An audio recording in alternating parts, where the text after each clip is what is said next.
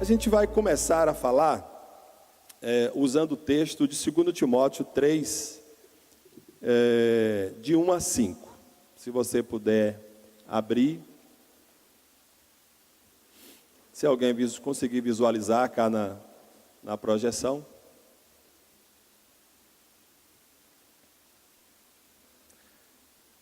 Saiba disto: nos últimos dias sobrevirão tempos terríveis. Os homens serão egoístas, avarentos, presunçosos, arrogantes, blasfemos, desobedientes aos pais, ingratos, ímpios, sem amor pela família, irreconciliáveis, caluniadores, sem domínio próprio, cruéis, inimigos do bem, traidores, precipitados, soberbos, mais amantes dos prazeres do que amigos de Deus, tendo aparência de piedade, mas negando o seu poder. Afaste-se desses também. Esse texto, ele nos coloca diante de um grande desafio, que é a gente enxergar com uma ótica divina qual a realidade do tempo presente que a gente está. Porque quando Paulo escreveu, ele tinha a ideia de que a igreja naquele momento estava vivendo os últimos dias. E me parece que cada vez que a gente lê esse texto, ele se atualiza, e esses últimos dias é como se hoje de fato fosse o último dia da igreja na terra. E quando a gente vai fazer um comparativo da realidade das pessoas que estão vivendo, muitos até vivendo um pseudo-evangelho, aqueles que estão no mundo, a gente já sabe como é que eles são. Mas, e muitos que estão no ambiente da igreja, que estão vivendo um pseudo-evangelho, e que, quando a gente olha a proximidade, a similaridade entre o texto e a vida de algumas pessoas, isso nos choca, e exatamente esse prenúncio da volta do Senhor Jesus. Então nós entendemos que precisamos estar com os nossos ouvidos apercebidos para ouvirmos as instruções do Senhor, estarmos sendo alertados quanto ao que Deus está falando para nós, o que Deus está falando para a sua igreja. Qual é a palavra de Deus para a igreja, para esse tempo? Qual é a palavra de Deus para a nossa família? Provérbios 1:7 diz que o temor do Senhor é o princípio do conhecimento. E os loucos desprezam a sabedoria e a instrução. Quem não está parando, debruçando-se para poder conhecer a vontade de Deus, conhecer o momento em que nós estamos vivendo, como está essa geração, o que nós precisamos fazer, quais são as necessidades urgentes da nossa família, quais são as decisões que nós precisamos tomar como crentes, discípulos de Jesus, como igreja, como família cristã. Nós poderemos estar enquadrados nessa colocação de loucos que estão desprezando a sabedoria e desprezando a instrução. E a igreja, ela tem esse papel educador, esse papel instrutivo, formador, porque o ambiente de proteção, o ambiente de formação em todos os segmentos, principalmente no contexto da família, a gente encontra nessa realidade da igreja, porque a igreja, ela se preocupa com todas as necessidades nossas, enquanto pessoa, enquanto cidadão. A igreja se preocupa com a nossa formação, a igreja se preocupa com a nossa salvação, se preocupa com o momento em que a gente vai precisar ser batizado, ser cheio dos dons espirituais. A igreja se preocupa em nos discipular, a igreja se preocupa com o nosso destino em relação à profissão. A igreja ora, a igreja bate em portas para poder a gente estar inserido no trabalho, estudando, buscando uma formação. E a igreja também investe na qualidade da sua família. A sua família, a minha família, a nossa família, ela também é resultado do trabalho da igreja. E aí a gente precisa estar debaixo dessa instrução, dessa orientação divina que o Senhor, Ele tem para a nossa família. E aí, é importante que a gente possa entender algumas coisas. Essa definição de família, eu poderia perguntar para você, né? Como é que você define família? Qual a sua definição de família? Como cristão, é claro que você vai definir família com um conceito bíblico, né? Você vai trazer uma definição conforme a Bíblia diz, tá? Mas nós estamos sendo minados por uma definição secular, que essa definição ela está em todos os segmentos sociais, no que diz respeito à família, justamente por causa da modernização do termo família. O termo família foi modernizado, de modo que perdeu a essência, perdeu o conteúdo. E muitos de nós estamos sendo influenciados e minados no que diz respeito a entender de forma muito correta e clara a respeito de família. E aí, como é que a sociedade hoje define família? Uma definição sucinta e objetiva da nossa sociedade de família é: família, bora dizer todos juntos?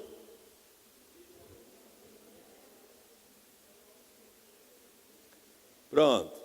Quem consegue água para mim, por gentileza? Por favor. Obrigado, minha irmã. Família é um grupo de pessoas vivendo sobre o mesmo teto. Aí eu grifei pessoas. Pessoas. Porque a definição moderna de família é muito diferente do conceito que nós temos, a nossa formação cristã.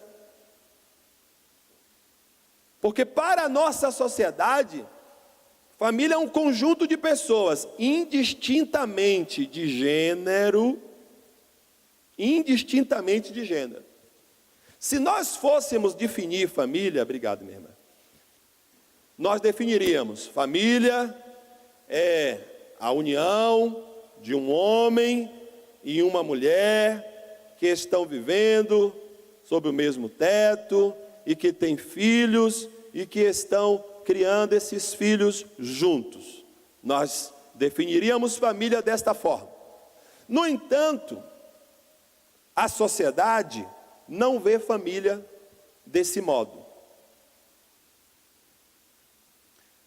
E aí eu entendo que as mudanças sociais, ela tem afetado em cheio a nossa família. A sociedade tem mudado. E junto com a sociedade, a família também tem mudado. A família, a proposta divina para a família é que ela seja um modelo para a sociedade. É que ela influencie a sociedade. É que ela mude a sociedade. Mas o que temos visto muito é que a sociedade tem vindo com tanta força que tem influenciado a nossa família e tem mudado o estilo, o jeito, a maneira, o modo de ser da nossa família, e até no que diz respeito a essa definição de família, a vivência de família. Então a família, ela está perdendo a sua força quanto a influenciar a sociedade, e a sociedade tem estado agigantada, minando a realidade da família. A Bíblia diz: o mundo jaz no maligno, e diz também para nós um conselho: não vos conformeis com este mundo. O conselho de Deus para nós é para que nós não nos conformemos com este mundo. E aí tem 3 coisas que eu entendo que é o pilar desse mundo, pilar dessa sociedade, que é o humanismo, o relativismo e o hedonismo. Acho que é importante a gente compreender isso, até para que a gente possa ser preventivo no cuidado da nossa família. Primeiro, o humanismo, que diz que o homem não precisa de Deus para ser feliz. O homem pode ser feliz sem Deus. Basta ele trabalhar, basta ele estudar, basta ele ter coisas, ele é feliz. A felicidade é possível ser feliz sem Deus. O relativismo, que diz que não há verdade absoluta, que não existe uma verdade, cada um tem a sua verdade. Você tem a sua verdade, ele tem a verdade dele, o outro tem a verdade dele, e cada um vive com a sua verdade. O hedonismo diz que o mais importante é o prazer. Não importa como seja, você precisa se sentir bem, você precisa ter prazer, que os fins justificam os meios. E essas coisas podem estar-se muito sorrateira, e a gente sendo influenciado por essas sugestões, e de repente a gente achar que é normal algumas coisas, que é possível tolerar e conviver com algumas coisas, que algumas coisas elas são assim mesmo, e às vezes a gente não percebe que pode estar havendo uma influência mundana do mundo muito forte no nosso conceito de família e da nossa vivência cristã. E as famílias, como falei, ela se modernizou, e hoje existem vários formatos de família.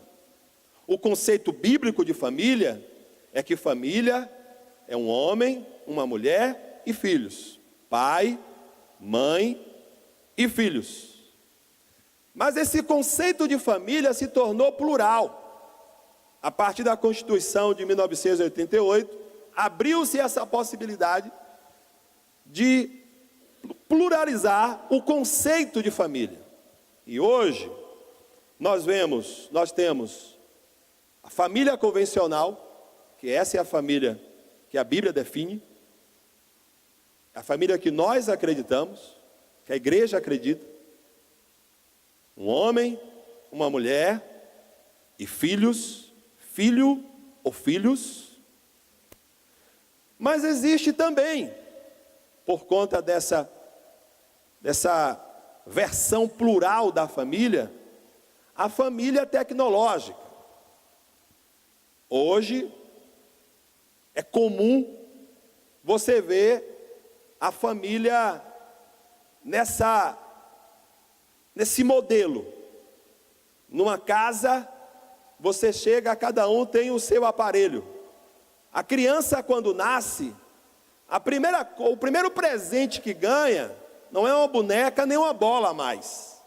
O primeiro presente que ganha é um smartphone. Quando a criança aprende a falar, a primeira coisa que ela fala é um tablet. Pai, eu quero um tablet. Mãe, eu quero um tablet. Não é verdade? E às vezes a gente vê isso. Estão sentados no sofá, mas eles não têm comunhão, eles não têm relacionamento, eles não dialogam entre si, eles não conversam. Eles têm até uma foto de família, mas eles não vivem, não têm essência de família. Cada um está no seu mundo, cada um está no seu grupo, cada um está vivendo a sua realidade. O universo está aberto para cada um deles. Uma outra versão de família é a família homoparental, onde existe duas mulheres com crianças, dois homens com criança. Já é lei, já está isso em vigor no nosso país, já é legal a adoção de um casal homossexual de crianças, e esta realidade de família, ela está sendo colocada como padrão. Daqui a pouco eu vou falar um pouquinho. A outra realidade de família é a família monoparental, onde uma mulher, uma mãe, ela faz o papel de mãe e pai, cuida dos seus filhos. Tem a família também que o pai faz o papel de pai e mãe, aquele pai que cuida dos filhos, muito mais as mães. Embora esse modelo de família já existia há muito tempo, onde muitos de nós fomos criados só pela nossa mãe. Quantos aqui foi criado só pela sua mãe? Levante a mão. Ótimo. Quantos foram criados só pelo seu pai? Só pelo pai? Joia. Então essa família monoparental, ela existia há muito tempo, até porque muitos homens evadiram-se do seu lar e não cumpriram o seu papel de pai. O outro modelo de família é a família anaparental, onde não existe correlação sanguínea, não são parentes sanguíneos, irmãos sanguíneos, mas eles vivem juntos, estão irmanados por um compromisso de cuidado, um compromisso de atenção, um compromisso de assistência, e terminam estando sob o mesmo teto, todos eles. E nós temos este modelo de família, família reconstituída. Que modelo é esse? É onde este homem que está aí, ele foi casado, gerou um filho. Esta mulher foi casada, gerou um filho. Se separaram ou se divorciaram, e eles se uniram e formaram uma nova família. E os filhos de um passam a ser filho do outro. Essa é uma realidade de família que a gente precisa encarar.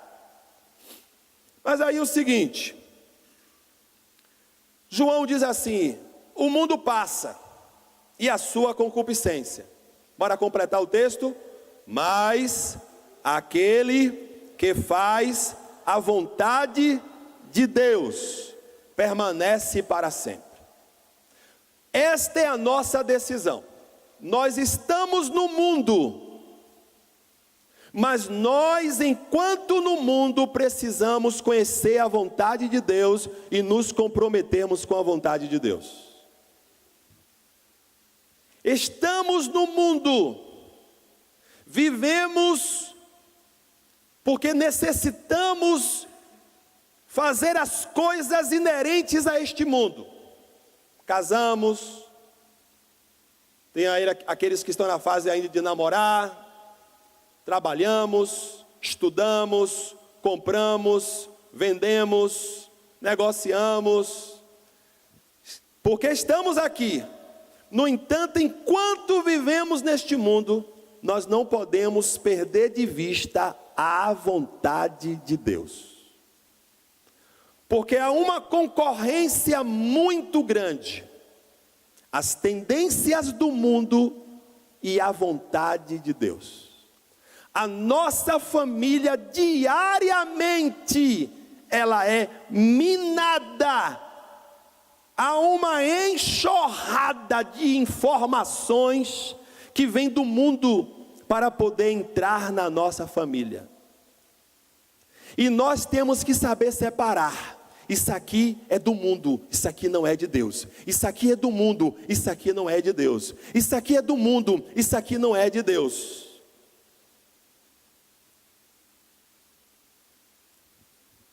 Eu penso que nós estamos em uma guerra contra os ídolos modernos. É pecado ter televisão? Não. É pecado ter celular? Não. É pecado ter smartphone? Não. É pecado ter um notebook? Também não. É pecado ter um tablet? Também não. Desde que você saiba usar. Essas coisas não podem nos escravizar. Paulo disse assim: tudo me é lícito, mas nem tudo convém. Tudo me é lícito, mas eu não me deixarei dominar por nada. A diferença está aí, amados, de você compreender nas coisas lícitas, para que você use as coisas e você não seja escravo das coisas. Que você traga essas coisas ou permita que essas coisas estejam no ambiente da sua família, mas que a sua família não seja subjugada por essas coisas, mas que a sua família não esteja prostrada diante dessas coisas.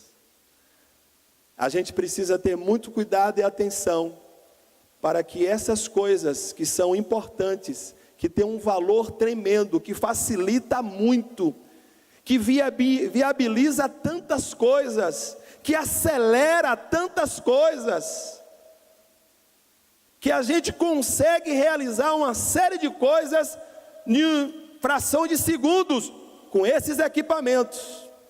No entanto, não podemos deixar que eles sejam portas de entrada de coisas que possam trazer destruição para a nossa família. Temos que cuidar, temos que vigiar, temos que ter atenção, temos que ter limites, temos que ter disciplinas, temos que ter valores bem estabelecidos. Nós temos que ter clareza. Eu não posso chegar e colocar essas coisas no ambiente da minha casa, simplesmente colocar e deixar que elas determinem como as coisas devem ser. Nós é que temos que determinar como elas vão funcionar no ambiente da nossa casa. Eu estava na casa de um pastor, ele, a esposa e a filhinha, e o filhinho dele de 6 anos, Nicolas, lá em Conquista. E aí eu fiquei observando, né, algumas coisas na família e tal, e o menino está de recesso da escola, férias, e ele tem um videogame, um Xbox, e ele gosta, toda criança gosta de jogar Xbox, eu também gosto. E aí, o pai chegou do trabalho e disse: Nicolas, era 19 horas, 19 horas. Nicolas, você já tomou banho? Ainda não, meu pai. Você tem 15 minutos para ficar aí, e depois disso aí você vai dizer: meu pai, você já estava aí no Xbox já há mais tempo, há muito tempo. Então, 15 minutos para poder desligar. E aí 15 minutos passou, ele contou, Nicolas, 15 minutos, está na hora de ligar. Meu pai! Mas foi lá e desligou. Desligou, tal, agora vamos fazer outras coisas. Mas uma coisa importante, gente, é que a gente precisa ter muita atenção, porque estes objetos, televisão, celular, notebook, tablet, eles devem ser usados para a família poder ser melhor. Eles não podem estar no ambiente da família para destruir aquilo que a família tem de melhor. Não pode. Quantos casamentos estão em crise por causa do WhatsApp? Quantos casamentos que o esposo foi lá e olhou nas conversas da esposa e descobriu que ela estava tendo um relacionamento virtual com alguém. A esposa que pegou o celular do esposo conseguiu desbloquear, e aí chegou lá e viu que o celular do esposo, ele estava em uma conversa, em um relacionamento virtual com alguém. Muitos casais estão com sérias dificuldades por causa desses ídolos. Seríssimas dificuldades. Não dialogam mais, não namoram como deveriam. A relação é uma relação amistosa, somente de mandar fazer as coisas ou solicitar coisas. Muitos estão vivendo nem como amigos, mas como conhecidos no ambiente da família. E alguns relacionamentos estão por um fio, por causa desses ídolos. E nós precisamos ter cuidado, muito, muito, muito, muito cuidado. É uma realidade? Sim. Mas a gente vai ficar sem isso? Acho que não precisa ficar sem. O que a gente precisa é mudar aqui, o entendimento, mudar a compreensão, mudar a forma de ver as coisas e tomar decisões aqui, no coração, se arrepender de algumas coisas. Aí uma irmã se queixou para a gente: pastor, eu estou dizendo para o meu esposo, porque ele recebe mensagens de mulheres: bom dia, meu amor, bom dia, vida, bom dia, paixão. E ele disse: não, isso é normal, é gente conhecida. Às vezes uma coisa que parece inofensiva pode trazer um dano terrível.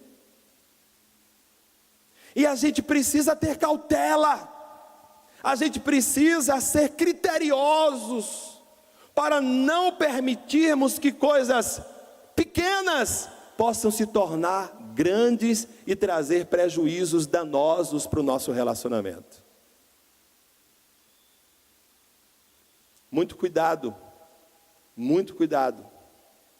com mensagens que você recebe, com mensagens que você envia. Muito, muito, muito cuidado. Outra coisa, no relacionamento de família não pode ter segredo e não pode ter senha. Ou seja, senha secreta. Você pode até botar a sua senha, mas a sua mulher tem que saber a senha do seu celular e do seu notebook. A hora que ela quiser, ela pode entrar. Seu marido também tem que ter a sua senha, porque tem casais que dizem assim: olha, a vida é minha privacidade. Você não pode entrar na minha privacidade. Gente, pelo amor de Deus, isso é maligno. A gente tem que ter cumplicidade. A nossa privacidade, ela é a dois. Marido pode ver a mulher nua. A única pessoa que pode ver o seu cônjuge nu é o outro cônjuge. Sim, só, mas ninguém. Diz que os dois, Adão e Eva, estavam nus no paraíso, despidos, sem segredo. Sem segredo nenhum aqui, eu sou isso aqui. Então você não pode ter um relacionamento de sucesso no seu casamento com segredos. Seu melhor amigo sabe, sua melhor amiga sabe, mas seu esposo não sabe, sua esposa não sabe. Está errado. Está errado. Se porventura tem alguém aqui que tem senha e não deixa a esposa ter acesso, marido, se arrependa e quebre a sua senha hoje e entregue para ela. Mulher, se você tem alguma senha e seu marido não tem acesso, em nome de Jesus, se arrependa e entregue para ele. Quebre hoje a senha e dê para ele, para que ele possa ter acesso. Nós temos que ter cumplicidade. E aí, andando um pouquinho, temos que ter cuidado com essa cultura global. A cultura do plim-plim, que traz para os nossos lares a cultura da violência. A gente está recebendo uma enxurrada de informações, de visualizações de violência. Você já percebeu que os programas sensacionalistas que ficam repetindo 100 vezes a mesma notícia, tem muita audiência? A gente precisa se guardar, porque tudo que enche nossa mente, tudo que enche sua mente, vai reproduzir em atos e atitudes. Tudo que enche sua mente. Às vezes sua mente está muito poluída. A cultura da imoralidade sexual.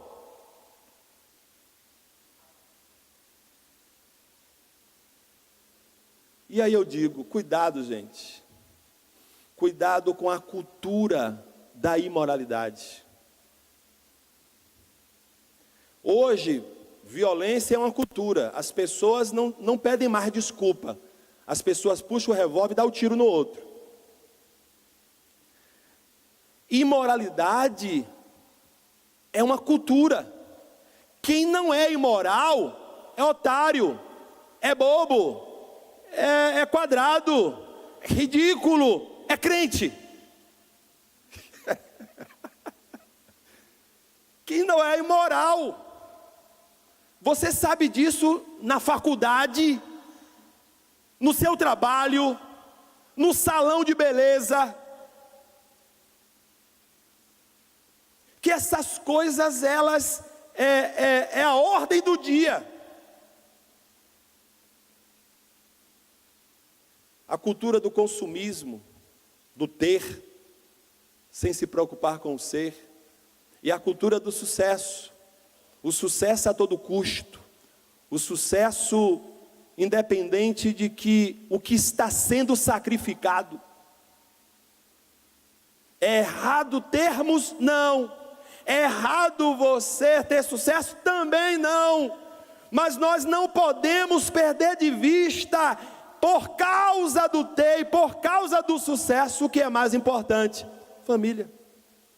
Do que vale a gente chegar a um ponto de sucesso extraordinário, tremendo, mas separado, divorciado, com o casamento quebrado, o relacionamento por um fio. De que vale? De que vale essas coisas?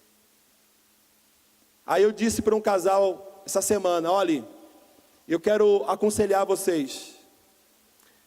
Vocês tendo muito, ou tendo pouco, ou não tendo nada, nunca negocie a base da vida, Duas coisas são os pilares da vida de um ser humano. Primeiro é o seu relacionamento com Deus. E segundo, o relacionamento com a sua família.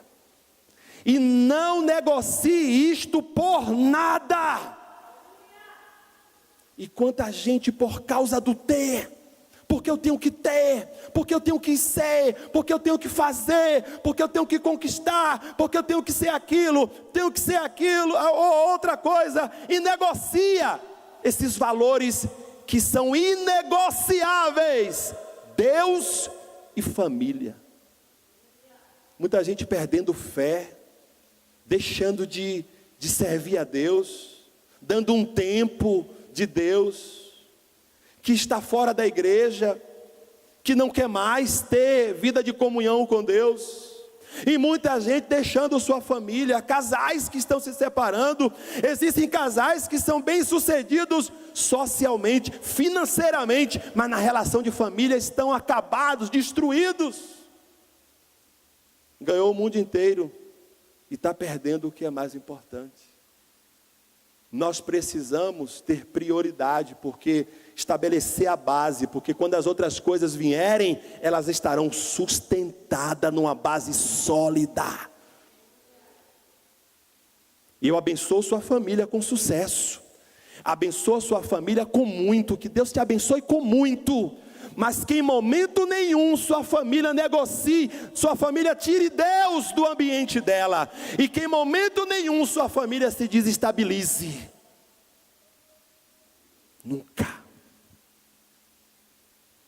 Não podemos perder os valores que são nobres para a família. E aí eu entendo que cultura é igual a culto. O Senhor Jesus disse: ao Senhor teu Deus adorarás, e somente a Ele prestarás culto. Disse a Satanás isso. E nós precisamos ter isso escrito na nossa mente.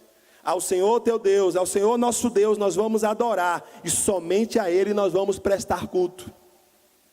Tudo que é cultura é estabelecido em culto. O fundamento de uma cultura é o culto. A cultura da sua casa é que estará movendo o culto da sua casa. A adoração da sua casa é movida pelo aquilo que é cultura na sua casa, no ambiente da sua família. E aí João disse: filhinhos, guardai-vos dos ídolos.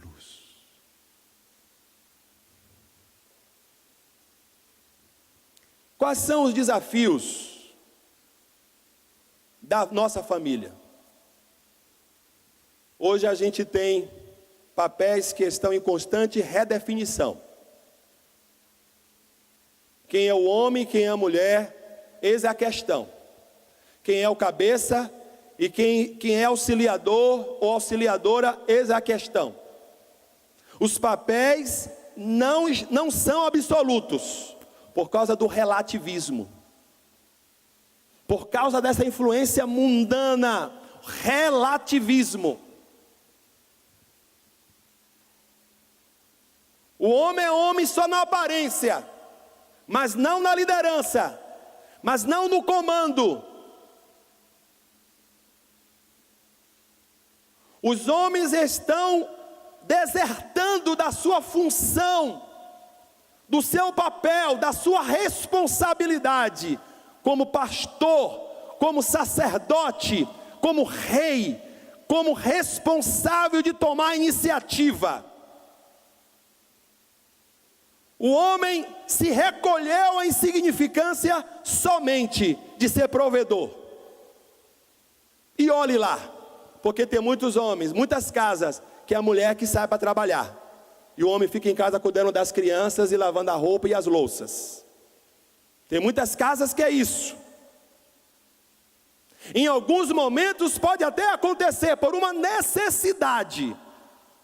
No entanto, este não deve ser o padrão, não deve ser o modelo.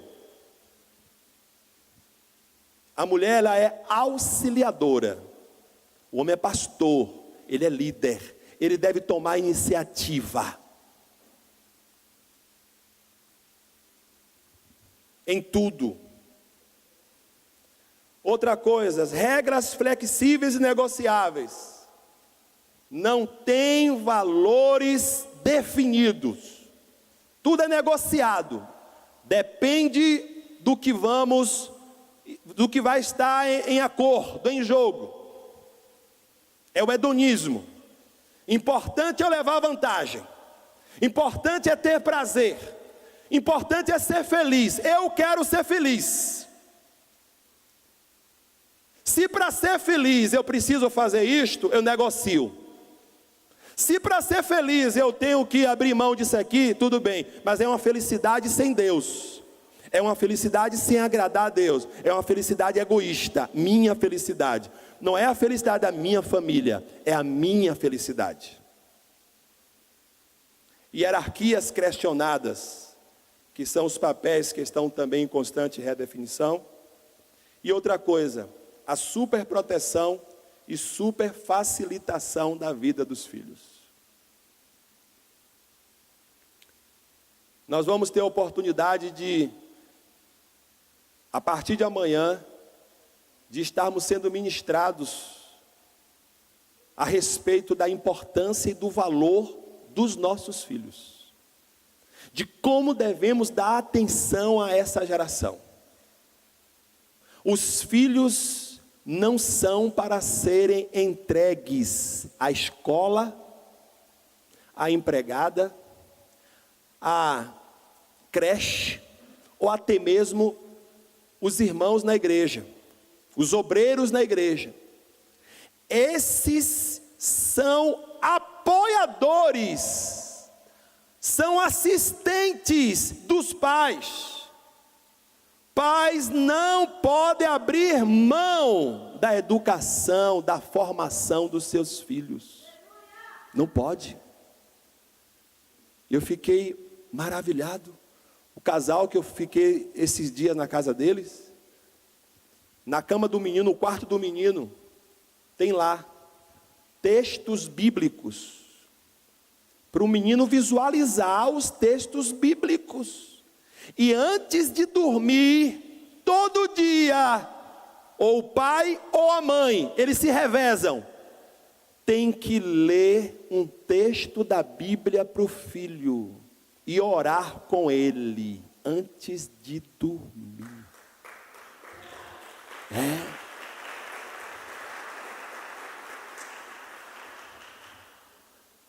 Porque eles entendem que aquela criança, ela necessita de ser discipulada desde já, porque ela vai crescer e ela vai crescer amando o Senhor desde a sua infância.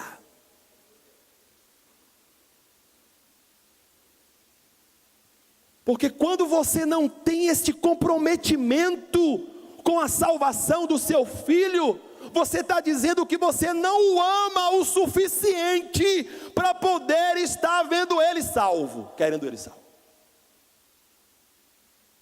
Você tem que amar o seu filho a ponto de você abrir mão de você, abrir mão de suas coisas, abrir mão de suas prioridades, abrir mão de qualquer outra coisa, para poder os seus filhos terem aquilo que é mais sagrado, mais importante, ter Deus. Ter Deus. Vamos ouvir muita coisa disso aí essa semana, em nome de Jesus. Outra coisa, filhos sem tarefas em casa, só direitos, sem deveres.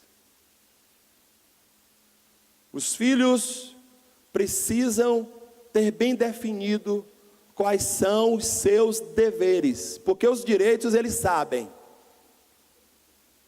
Teve um filho que o pai foi disciplinar, ele disse assim: olha, se você me bater, eu vou dar queixa de você e você vai preso. Foi.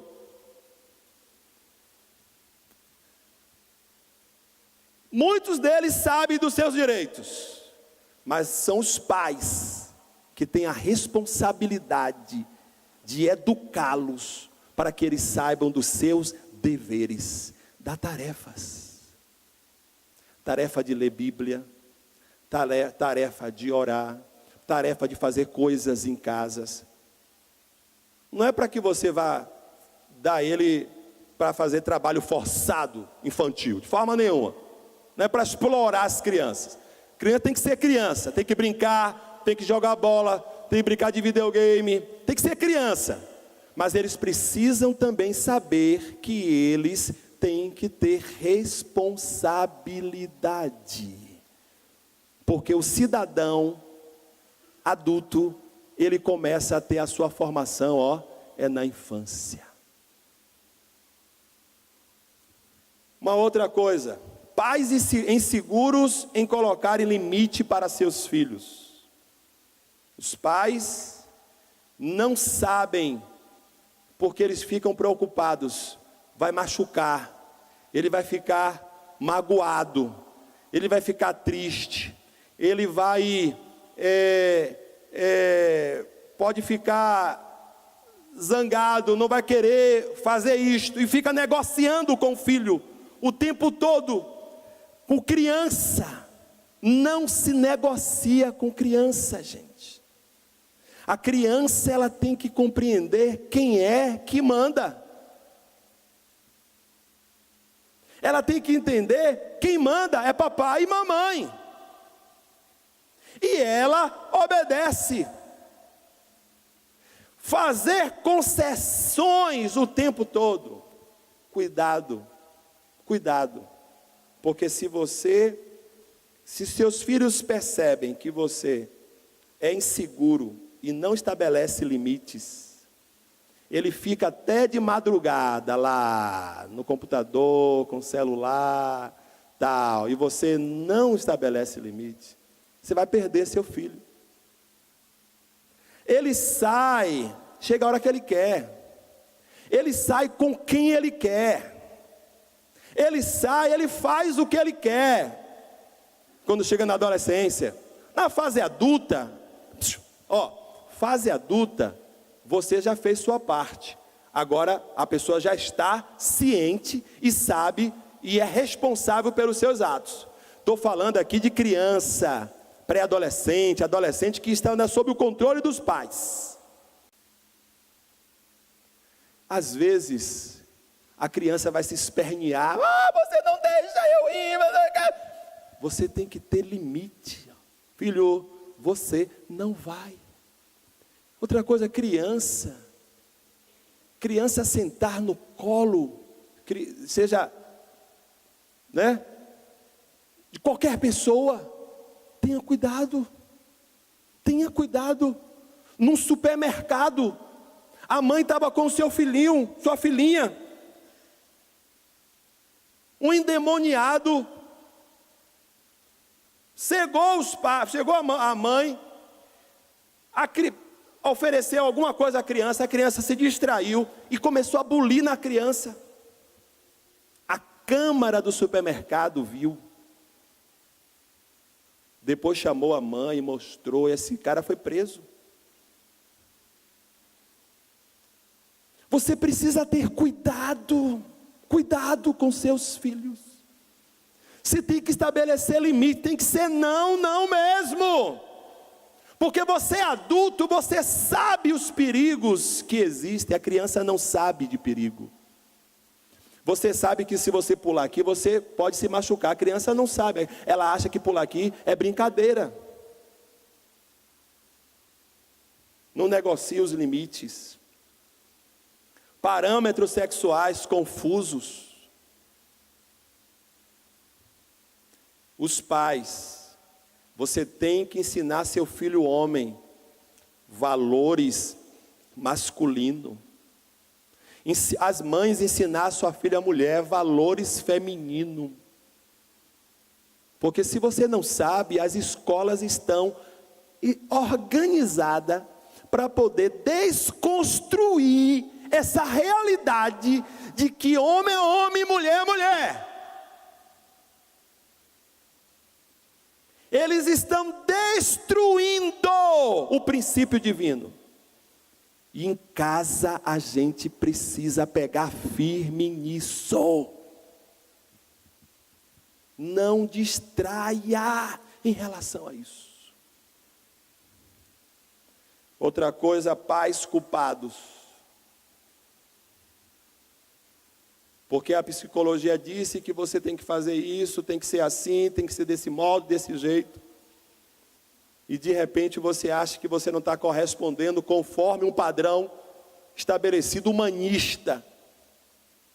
E você se sente culpado por você estar sendo bíblico, por você estar sendo discípulo e fazendo a vontade de Deus.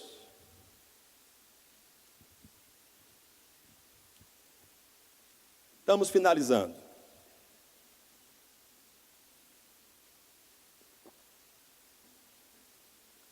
Bora ler esse texto de Hebreus 11:7. Pela fé Noé, divinamente avisado das coisas que ainda não se viam, o que foi que aconteceu? Temeu. Bora repetir essa palavra? Temeu. Vou repetir o texto. Pela fé Noé, divinamente avisado. Quem foi que falou com Noé? Deus. Deus falou com Noé de coisas que ainda não se viam, coisas que não eram normais, coisas que não eram naturais, coisas que não eram do cotidiano, coisa que não estava no dia a dia. Deus falou de coisas que ainda estavam no campo espiritual. Deus falou com Noé, e Noé temeu. E aí o texto diz assim: e para salvação da sua família, o que foi que Noé fez? Preparou a arca. Por que Noé preparou a arca, irmãos? Para salvar a sua família. Deus falou com Noé o que iria acontecer com as pessoas que ele estava convivendo, com os seus contemporâneos. Deus disse a Noé: os homens estão assim, desse jeito, assim, estou cansado, vou trazer juízo, vou fazer isso, vou fazer aquilo outro, tal. Noé temeu. Meu Deus, vai acontecer isso. E agora, Senhor, e minha família? E Noé construiu a arca para salvar a sua família. Timóteo diz assim, Paulo falando, para Timóteo, que se alguém não tem cuidado dos seus, principalmente da sua família, o que foi que aconteceu com este? Negou a fé, e é pior do que um descrente. Sua fé cristã, ela tem o fundamento de testemunho na realidade da sua família. A sua família denuncia o testemunho da sua fé cristã. Maridos, por mais que você seja alguém que tem uma capacidade tremenda, maravilhosa, de oratória, de pregação, de elocução, criatividade, fazer coisas, tal, seja um empreendedor nato, seja um cara mega inteligente, tal, você só vai impressionar Deus se a sua esposa for feliz do seu lado. Sabia disso? É verdade. Vocês são recém-casados, o casal de preto? Sim? Esse casal aqui também é bonitão, ó, o casal aqui, tá ali na frente, ali. Sua esposa precisa ser feliz do seu lado. Aí você fala assim, marido, mas meu Deus, eu não sei mais o que é que eu faço para fazer essa mulher feliz. A Bíblia diz que devemos amar nossas esposas como Cristo amou a igreja. Como foi que Cristo amou a igreja? Diz que Ele deu a sua vida. E esse dar a vida é você pegar a sua vida, não é você matar a sua vida literalmente, mas é você entregar a sua vida para a sua esposa. eu estou falando isso porque eu vivo isso, eu procuro viver isso. Entregar a sua vida para ela viver sua vida. Negar-se a si mesmo. Tomar decisões radicais por causa da felicidade da sua esposa. Contrário é verdadeiro também. Porque às vezes a mulher, quando ouve a gente falar assim da responsabilidade do homem, né, meu camarada? Da responsabilidade do homem, ela fala assim: fala a Deus, tá vendo aí? Assim, né? Como se a responsabilidade de ouvir essa palavra é só do homem. A mulher também. A sua fé, mulher, seu testemunho de fé, seu testemunho cristão, ele é evidenciado pela relação com a sua família. Outro dia eu fui numa congregação, aí uma irmã veio e abraçou a Anne e falou assim: Anne, você está com a face de uma mulher bem amada. E eu do lado assim, ó. Já pensou, será assim: que é isso, mulher, que olheira é essa? Que coisa, que você está feia, meu Deus. O que é que seu marido está fazendo com você?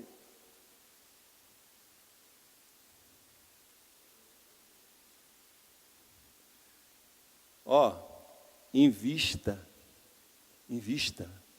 na sua família, invista no seu relacionamento, invista na sua esposa, invista no seu esposo, cuide um do outro, se preocupe, zele, sim. Você sabia, marido, que essa mulher está com você, que talvez hoje seja fortinha, né? Que um dia até, né, tal, mas hoje... E aí, não riam não, que é sério, porque o tempo passa, o homem, ele melhora, alguns melhoram, outros ficam careca, barrigudo, né? Né? Mas o tempo é mais cruel com as mulheres, é mais perverso com as mulheres. E às vezes o tempo passa, o cara fica shape, malhado, maravilhoso, está na academia, tal, se exercitando, joga uma bola, tal, fica legal. Mas a mulher, às vezes, a coisa é cruel com ela faz regime, faz de tudo, tal, come pouco, faz um sacrifício terrível, mas a coisa não, a balança não é, a balança é inimiga dela. E aí o camarada cruel vai lá e faz comparações, faz críticas terríveis, não incentiva, não motiva, não elogia. Mas você tem que... Mas como é que eu vou falar, pastor? A realidade, meu filho, exerça a sua fé.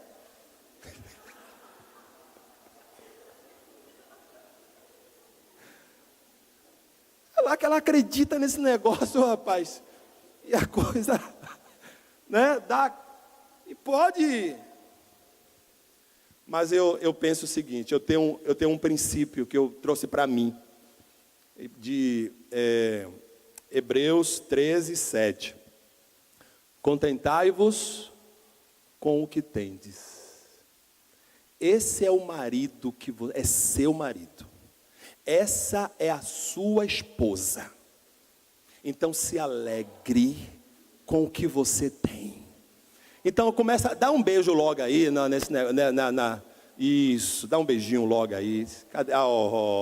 Tá em casa, né?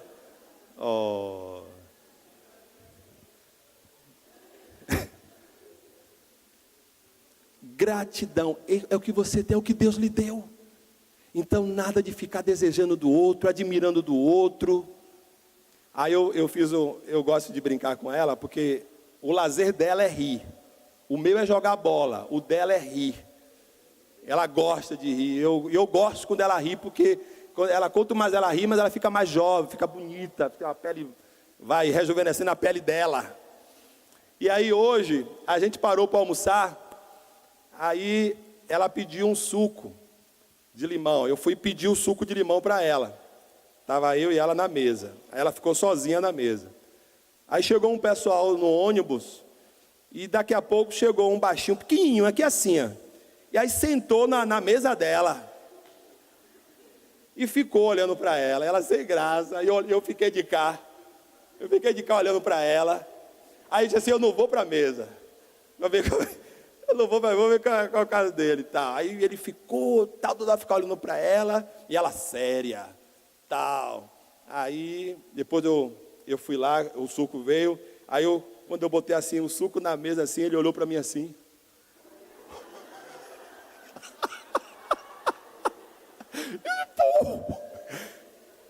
Aí eu fiquei na minha, né? Quando a gente saiu, que entrou no carro, disse assim, mas rapaz, eu estou aqui decepcionado com você. Você me trocou por aquele baixinho? Eu vi. Ela disse assim, venha, eu já lhe disse, eu não troco meu doido pelo doido de ninguém. Contentáveis com o que tendes, amados. É o seu esposo, é a sua esposa. Tenha gratidão, é quem cuida de você, é quem te suporta. É quem aguenta seu mau cheiro, sabia disso? Seu mau hálito. Gente do céu. Como é que você vai esquecer de um negócio desse? Como é que você vai desprezar um negócio desse? Esse é um detalhe, dentre outros aí, ó. Qual o homem que levanta de noite para fazer chá para sua esposa? Tem algum aí? Levanta, meu irmão. Parabéns. Vamos aplaudir esses meninos aqui, ó. Levanta de noite para fazer chá para a esposa. É uma raridade. Levantar de noite, meu Deus. Mas a mulher levanta à noite. Ela pode estar quebrada, pode ter trabalhado o dia todo, mas se ele ela já levanta, fazer um chá, ela fica preocupada com ele. Não é assim, mulheres? Aí teve um irmão que a esposa ficou doente. Aí ela disse, amor, levanta aí, faz um chá para mim. Não, estou aqui, levanta, amor. Ele levantou, que mulher, não sei o que. Aí foi lá, foi no quintal, pegou lá um monte de raízes, aí botou lá e fez um chá para ela, forte e tal. Aí deu para ela, rapaz, essa mulher quase morre. E ela contou para a gente numa reunião, para a gente. Ela disse, pastor, esse miserável queria me matar, pastor. Homem não faz chá, mas quando faz é para matar.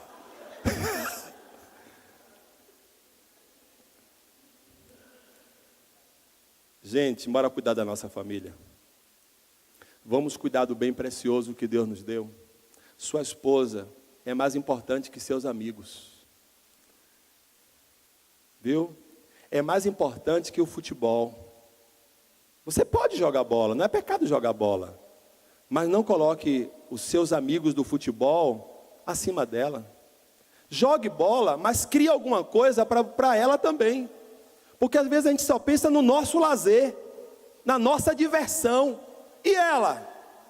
Qual a diversão dela? O que é que ela mais gosta de fazer? Comer pizza? Vai levar ela para a pizzaria, meu filho. Bora dizer aí? No temor do Senhor, há firme confiança. Seus filhos terão um lugar seguro. No temor do Senhor, seus filhos vão ter um lugar seguro. Noé temeu e fez uma arca para salvar a sua família. Um outro princípio bíblico que eu quero ler também com vocês, Salmo 128, 1 e 4. Bem-aventurado aquele que teme ao Senhor, anda nos seus caminhos, pois comerás do trabalho das tuas mãos, feliz serás e te irá bem. A tua mulher será como a videira frutífera aos lados da tua casa, e os teus filhos como plantas de oliveira à roda da tua mesa. Eis que assim, desse jeito, dessa maneira, será abençoado o homem que teme ao Senhor. Amém, amados? Aplaudir a Jesus. Assim, eu tenho esse salmo como salmo profético para a minha vida. Minha esposa como uma videira frutífera. E uma videira frutífera, meu Deus, ela vai produzir muitos vinhos e vai trazer alegria constante. Deus tem nos renovado, Deus tem renovado ela, Deus tem renovado a mim, Deus tem nos renovado em tudo. Ei, uma coisa que eu me preocupo muito, ó maridos, eu me preocupo com a saúde dela, porque eu sei, se ela tiver saúde, eu estou bem na fita, mas se ela não tiver saúde, a coisa complica para o meu lado. Porque Deus disse que ela é uma videira frutífera. Então o temor do Senhor em minha vida vai fazer com que eu, por causa do temor a Deus, possa fazer coisas, investimento, deixar de fazer coisas, passar a fazer coisas, para que ela seja isso que Deus prometeu que ela seja. Amém, amados? E nossos filhos também. E o Salmo 119, versículo 120 diz: o meu corpo se arrepiou com temor de ti, e temi os teus juízos. Alguém definiu o temor a Deus desse jeito: temer a Deus é perder a coragem de fazer o mal, e tomar coragem para fazer o bem. Você quer anotar isso? Temer a Deus é perder a coragem para fazer o mal, e tomar coragem para fazer o bem. Uma pessoa temente, ela fica desencorajada para fazer o que é errado, mas ela toma coragem para fazer o que é certo. Temente, temou a Deus, meu corpo se arrepiou, tive uma expressão física por causa do temor a Deus. E aí, o temor a Deus deve nos levar a uma decisão. A decisão de fazermos como Noé. Eu, a minha casa, nós vamos servir ao Senhor. Quem disse isso foi Josué, mas Noé também fez isso. Essa foi a decisão de Josué, a decisão de Noé. E tem que ser a decisão de Antônio Carlos, a decisão de José Carlos, a decisão, diga seu nome aí. Sim, eu quero os homens, os homens de pé, por favor agora, os homens de pé, só os homens de pé, isso. Aí teve um irmão que falou assim: aqui tem homem? Aí você responde: sim, tem homem aqui. Vamos lá, aqui tem homem? Sim. Tem homem aqui? Aqui tem homem? Sim. Tem homem aqui? Aqui tem homem? Pronto, tem homem aqui. Tem homem aqui. Homem que tem um temor a Deus? Aqui tem homem cheio do temor a Deus?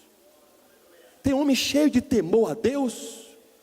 Tem homem aqui cheio de temor a Deus? Porque tem muitos homens aí fora que tem coragem de trair sua esposa. Tem muitos homens aí fora que tem coragem de dar um murro na cara do outro. Tem muitos homens aí fora que tem coragem de dar um tiro no outro, né, meu irmão? Tem muitos homens aí fora que tem coragem de dar uma facada no outro. Tem muitos homens aí fora que no baba tem coragem de levantar o outro. Mas no reino de Deus, na igreja do Senhor Jesus, tem homens e homens cheios de temor a Deus. Aleluia. Homens que têm coragem de dizer não para o pecado, de dizer não para esse mundo, de dizer não para esse sistema, de dizer não para tudo que vai trazer prejuízo para a sua família. E homens que têm coragem de dizer sim, de buscar, de trabalhar, de se empenhar por tudo aquilo que vai trazer benefício para a sua família. Homens que a sua mulher confia, homens que as suas esposas descansam, homens que as suas esposas têm plena confiança e sabe, este homem é um homem cheio do temor a Deus.